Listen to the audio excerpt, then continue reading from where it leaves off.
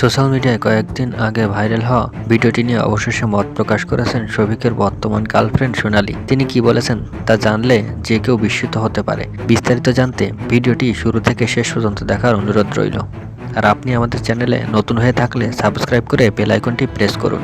ভিডিওটি ভাইরাল হওয়ার সাথে সাথেই তা রাতারাতি ফেসবুক, টিকটক, ইউটিউব সহ বিভিন্ন সোশ্যাল মিডিয়ায় ছড়িয়ে পড়ে এবং মিলিয়নের উপরে ভিউ এবং হাজার হাজার কমেন্ট আসতে থাকে। এই পরিস্থিতিতে সোনালী আর নীরব থাকতে পারেননি। তিনি জানান যে তিনি প্রথমেই তার দর্শকদের কাছে ক্ষমা চেয়েছেন, কারণ ভিডিওটি তার নিজের ইচ্ছাতেই করা হয়েছিল। তিনি ব্যাখ্যা করেন যে তিনি ও তার বয়ফ্রেন্ড একসাথে সময় কাটানোর সময় মজার ছলে ভিডিওটি তৈরি করেছিলেন, কিন্তু তাদের এক বন্ধু নাকি তার অজান্তে তার ফোন থেকে ভিডিওটি নিয়ে যায় এবং অনুমতি ছাড়াই সোশ্যাল মিডিয়ায় ছড়িয়ে দেয়। তিনি আরও উল্লেখ করেন যে তিনি ভুল করেছেন, কিন্তু সেই বন্ধু তার অনুমতি ছাড়া ভিডিওটি প্রকাশ করে সঠিক কাজ করেননি বলে তিনি মনে করেন।